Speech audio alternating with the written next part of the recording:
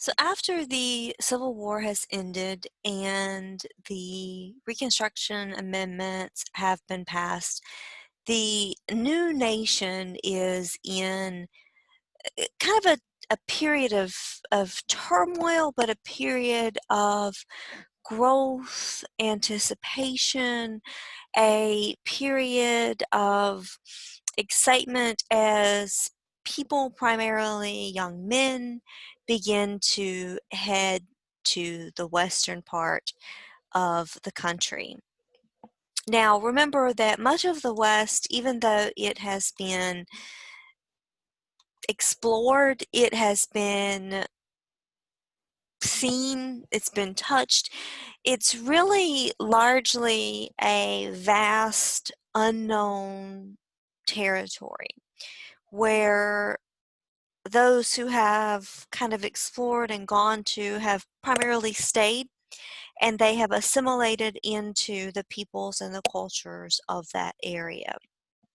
Now, remember that President Jefferson always believes in this idea of a agrarian life here in this now United States. He believes that the best way for America to be successful and independent of British involvement is for everyone to sort of have their own farm, their own land, and to be sort of self-sufficient. And so those ideas really resonate with the settlers who are now moving into the Western Territory. Even though Jefferson is long dead, the Constitution is a little under 100 years old. The Revolution is, 100 years old, a little under 100 years old. Those ideas don't go away. And so prior to the Civil War, the primary United States was east of the Mississippi. So this would include places like Pennsylvania, New York, all the way down into Georgia, Alabama. Florida's got a weird history, but Florida, those areas that we talk about in the concept of the Civil War. And so west of the Mississippi, there were grasslands, but there weren't a lot of trees. There were natives out there who survived really by hunting and by cultivating this grassland. Now, remember, these are natives that have been moved, they have been relocated, was the term that was used when the Trail of Tears takes place. So they have been relocated, they have been pushed into the West. And the West is a very ambiguous term because it's always just a little more to the West, just a little more to the West. And so we have natives who have lived their whole lives in tribes who have lived their whole lives in places like North Carolina and Alabama. And they end up relocated in places like North Dakota, South Dakota, Colorado, places that have a very different climate, a very different topography, a very different geography. And the natives really managed to survive, they managed to adapt, and they become somewhat successful in these areas. West of the Mississippi, we see a couple of different types of climates. In the lower parts, places like Arizona, California, we see kind of a dry climate. And this favors raising the livestock of a very large farm. So this is where we see a transition from a small farm where you might have a few cows that you use for milking, that eventually you may use for meat, that you might use for plowing, where we see massive, massive numbers of livestock on large farms. Those who really boosted Jefferson's ideas and his beliefs were that, this small farm would really spread democratic virtue through individualism. And this really goes against the climate and the arability of the land in the West because small farming was really inefficient. The land wasn't so that you could build a house and have grazing livestock. It was really the type of land that you would move, hundreds of heads of cattle from one area to the next to be sold. And so the government really begins to subsidize land purchases because they want Americans after the Civil War to go west and settle the land. And so the American government comes along and says, we're willing to, help you to purchase this land at a very low cost. We just want you to go into this territory. Um, the government also kind of subsidized industrial interest as well. So these industrial interests are people who would move into the West and they would open some kind of business, a tannery, a livery, a mercantile, some kind of business that would allow for those that were going to settle in that territory to be able to do the business that they would need to do. And the government also begins to establish routes for the mail. The mail is one of the things that was absolutely essential for success, they believed. We needed to be able to communicate, to share information, to spread information. And then they also begin to establish military routes as well, so that the military that was in the Western Territory could be resupplied. They also begin to help settlers and railroads um, be successful and to settle those areas by keeping the natives in place. And so the military would become very important as we begin to open and settle. And again, I'm using the term settle with kind of air quotes there because there are already people who've been living there. But in order to settle this territory, the military would need to be there.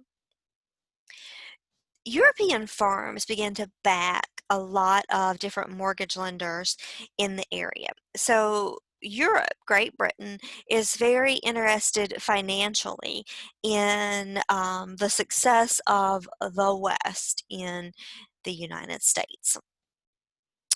They invested in two primary industries. Those were mines and cattle ranches. So again, mines and cattle ranches. Now, these things are crucial to expanding the railroad because as more and more minerals, different things are extracted from the earth through mining, it will need to be moved on railroads. As more and more cattle are being moved across the Western Territory, it will become important to have railroads in that area so that that cattle, that livestock, can be transported back into the eastern part of the country. Now, in the eastern part of the country, we have a lot of former slaves who have now moved into the northern areas to look for jobs, to escape the South, to escape the plantation. We also have a lot of immigrants who have come into the United States after the Civil War. So northern areas and even the southern areas are becoming very diverse, but they're also becoming more populated. And so it becomes very important that we be able to move products, goods, services, and people from one side of the country to the other. Congress begins to appropriate a lot of different land for the railroad way back in 1862. So this is during the Civil War. Congress is allocating land for a railroad to be built. Two of the earliest railroads are the Central Pacific Company and the Union Pacific Company. Again, that's Central Pacific and Union Pacific. And they began laying track for a transcontinental railroad. And transcontinental just means it goes across the country. And the idea was that it would meet in a place called Promontory Point, Utah in 1869. Now, some of the most important laborers on this transcontinental railroad were Chinese laborers, and they worked on the Central Pacific Railroad. We also have a lot of Irish immigrant laborers who work on the Union Pacific Railroad. So when we think about our nation's history, we cannot think of it as anything other than diverse. The coast-to-coast trip from one side of the country to the other could now be made in about 7 days. Now, this was, of course, significantly faster than it had been made at any point prior to this transcontinental railroad. Now, to give you an idea here, this is by 1876 being kind of a statehood. If you look at the railroad land grant areas, that's in yellow, and then the major railroads by 1890. Remember, these railroads actually began being built during the Civil War in 1862. But by 1867 and certainly by 1890, we have a lot of railroad track being moved across the country. Again, these railroads connect in various areas, but they're being built by immigrant groups. Now, I want you just to take a moment and think about, again, this is British foreign investments. So the British government is investing $559 million in railroads in the United States. They are also investing $525 million in government bonds to ensure that the government can subsidize businesses and moves into the Western Territory. Now, I would like for you to start thinking about why Great Britain in 1870, 1880 would be so interested in the United States. Remember, we have fought a war to be separated from them 100 years ago. So why would Britain be so interested in what's taking place in the United States? Now, this is a question for you to think about. Now, I mentioned that in the western part of the United States, we have a lot of natives. We have natives who have been moved into this area during relocation, during the Trail of Tears, but we also have natives who are already here, who've already lived in this area. Now, remember, and again, it's certainly an inappropriate mindset, but the mindset of most people at this particular time was that an Indian is an Indian, right? So they didn't really recognize that there were different tribes, different cultures, different customs, different beliefs and ideas. They just recognized that they were sort of the red men, right? And so we have natives who have already been in the West. And they are descendants of the Spanish, descendants of those who were in places like Mexico, Texas, Arizona. We have natives who are descendants of the Spanish and they live in the Southwest. We also have northern and southwestern Plains Indians, and they are actually around 350,000. So we have a lot of northern and southwestern Plains Indians. These are people who were in the West prior to Andrew Jackson and the Cherokee removal. And then we also have these descendants of the Cherokee and other tribes that are removed who also live in the plains areas. So we have very distinct cultural backgrounds of these natives. They have very diverse cultures. They have very diverse languages. They have their own beliefs, their own cultural and social norms. Their societies had incorporated guns and horses into warfare as well as into hunting.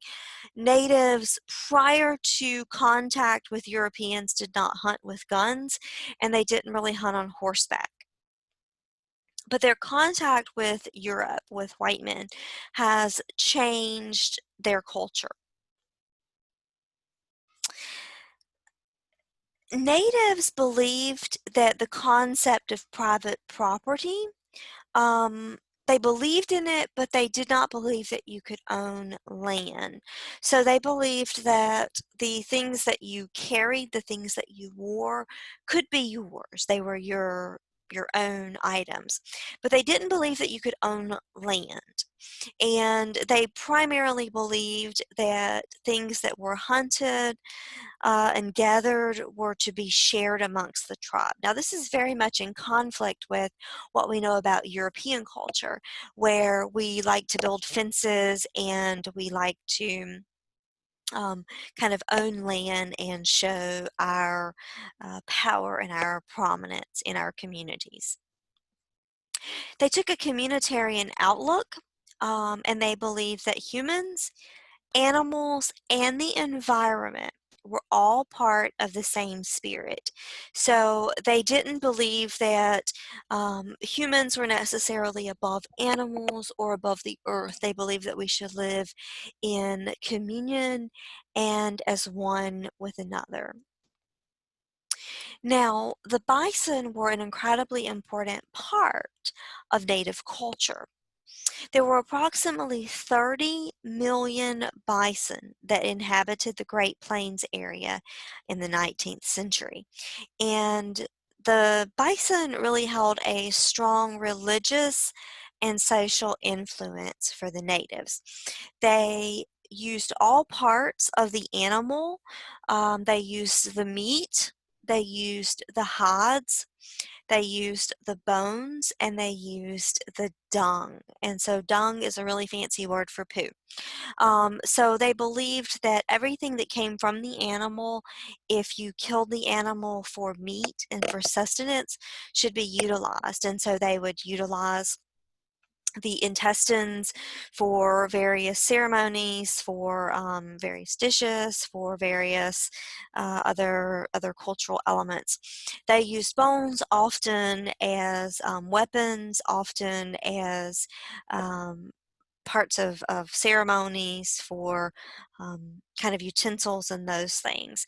They certainly used the hides for teepees, for clothing, and all parts of the meat would be utilized. Now, by the time that they begin to hunt bison, they are also using horses and doing hunting, and this is, of course, primarily done by men, particularly young men. So again, the bison is an incredibly important part of Native culture, but Native culture really believes in recognizing all parts of the animal. Now, on the Indian frontier, this Western territory, which Americans are being encouraged to move into at very high numbers, we see a lot of different cultures. And I hope that you can see this little, let me move it over here, this little square. You've got the little arrows. You see a lot of different native tribes here, and these are written in these capital letters. You have the Blackfoot, the Crow, the Nez Perce. Those are some of the tribes that you're probably more familiar with. You have the Navajo, the Shoshone, the Cheyenne, the Lakota, the Sioux, the Lakota, the Chippewa. All of these native tribes, the Cherokee, the Creek which are actually from North Carolina.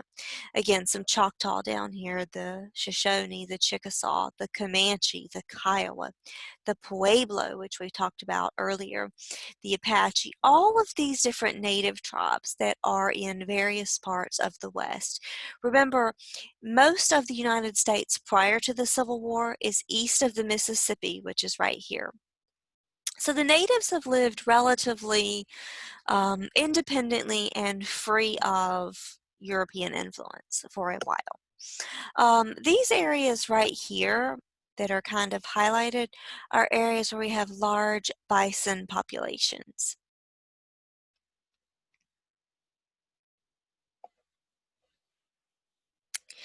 Now, as more and more Europeans are moving into the Western area, we start to see some changes in the policies that are towards the natives. Specifically, now, obviously, we've never had great relationships with the natives. We as Europeans have never been great to the natives. But we'll start to see some changes as Europeans begin to migrate into the Western Territory.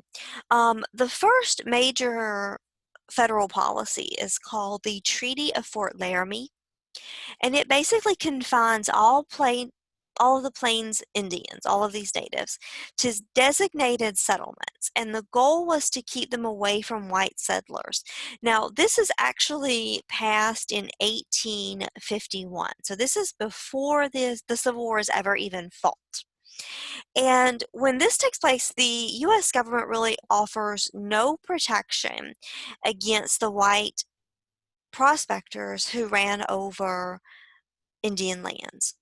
So these white prospectors were encouraged to go into the Western Territory, but the federal government said, these are your territories, good Indians, stay on this land. Don't move from this land. But then they turn around, they encourage white settlers to go into the area.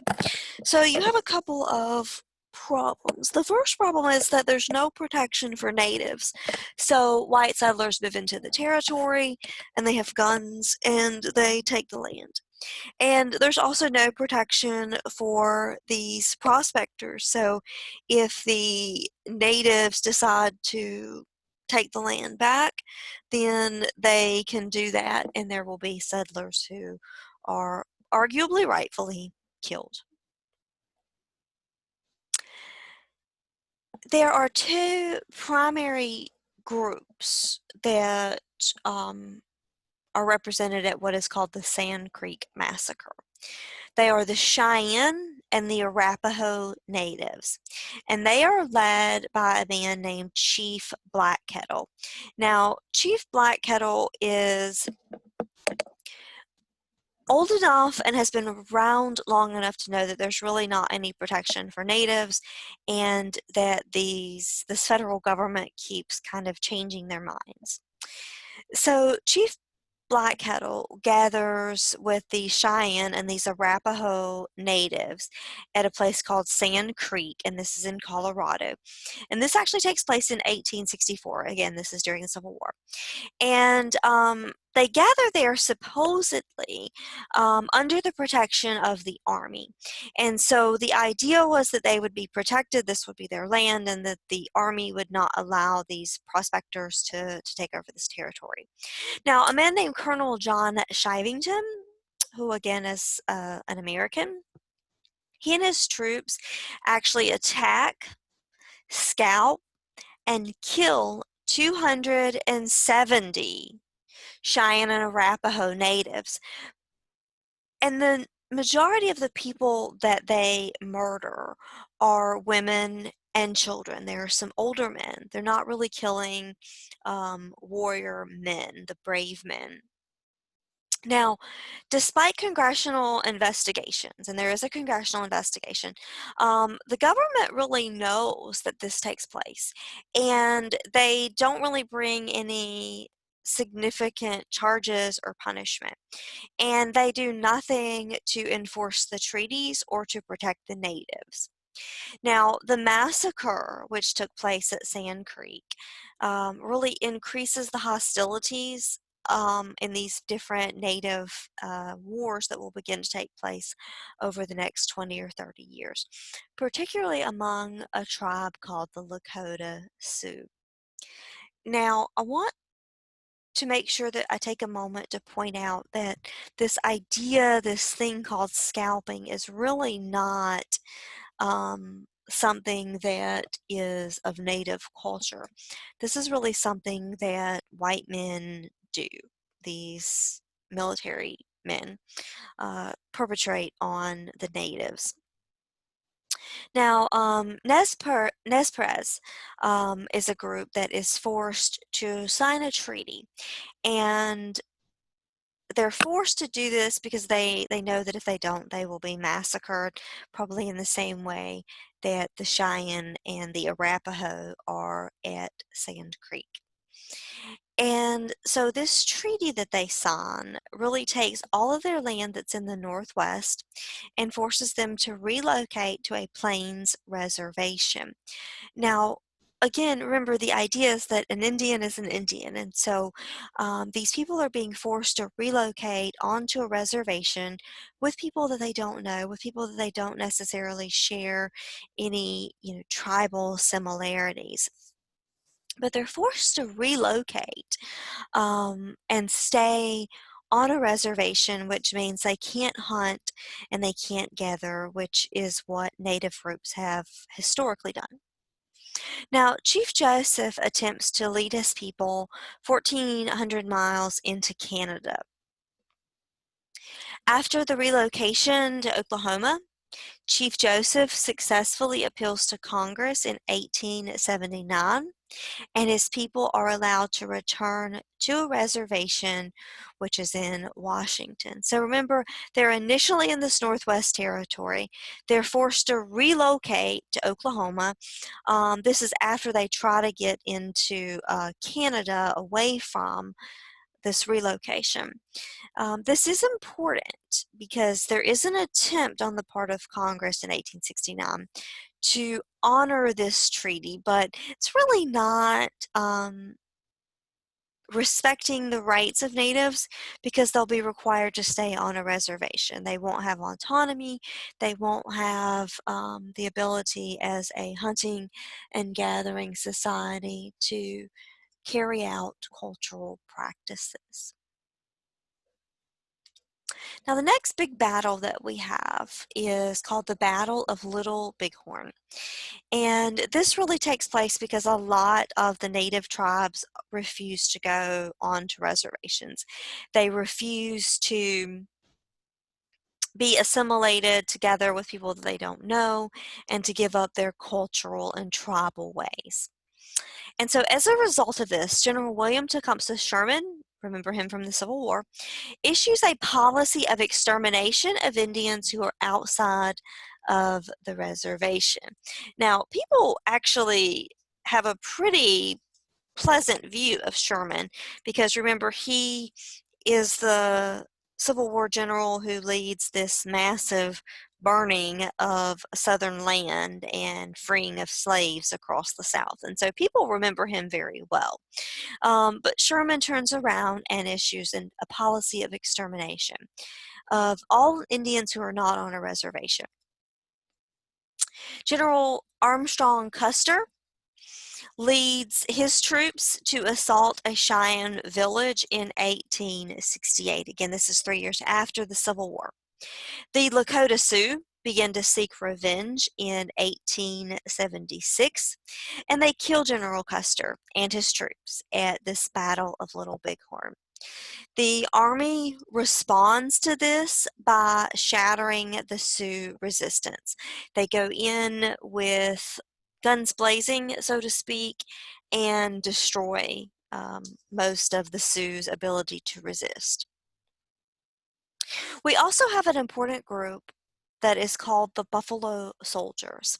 And these are black soldiers who fight in these Indian wars, and they're called Buffalo Soldiers. They fight in these Indian wars because they are looking for the opportunity to be emancipated by serving, by enlisting in the military. One positive for these black soldiers is that they begin to learn various trades. They also learn to read.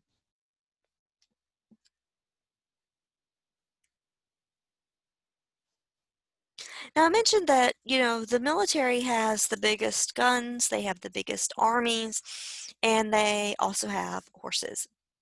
And so the U.S. military really reigns supreme. The United States has become an industrial economy, which means they have the ability to turn out supplies to include weapons and bullets, ammunition very quickly. Um, they also have a lot of technology, and so this really helps them to be able to fight more efficiently against the natives. They really had almost an unlimited supply of weapons, but not just weapons, they have superior weapons to that of the natives.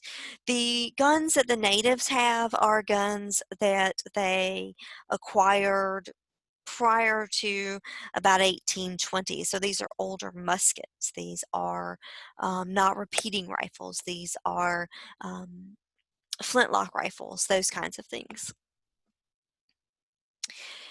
The Indians also faced a lot of illness, a lot of different epidemics, particularly smallpox, cholera, scarlet fever, and measles. These are different epidemics, different diseases that they really acquire from contact with Europeans, from really, you know, minimal diet, minimal sustenance, living in new climates and not being adjusted to those territories. Um, they have no immunity for this. And at the same time, we see the destruction of the bison, which really deprives the natives of being able to sustain their diets, but also to maintain this important part of their culture and their religion. Now, the American military actually slaughters many bison. They just go out and kill them and leave the carcasses to rot. And they do this for a variety of reasons, partly to clear the land, but more importantly, because they recognize that the natives will follow the bison. And so they want to get rid of the bison so that the natives will leave the territory. This is not only devastating to the diet of natives, but remember the natives believe that animals, the environment, and themselves, that our bodies are all kind of one, and we live in harmony together. And so the destruction of the bison really has a negative impact on natives overall. Railroad companies also send settlers to the area to kill bison, to kill buffalo, to settle, so to speak, the land, to clear the land so that the railroad track can be laid. Indians begin to settle on reservations largely because they have no choice. At the same time, we have a gold rush that takes place and an Oklahoma land rush as well. So these two things that take place, the gold rush in California and the Oklahoma land rush, really kind of increase the demand for this land that is Indian land. At the same time, we have policies from Congress that would require Indians to be moved from their land by force if necessary, and that force is, of course, carried out by the military.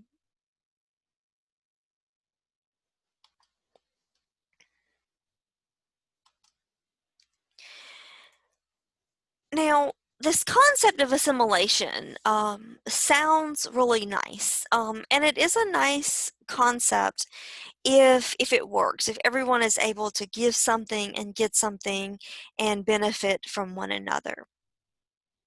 Helen Hunt Jackson, in a work called A Century of Dishonor, which was published in 1881, really begins to write about and expose the shameful Indian policy that Congress has implemented.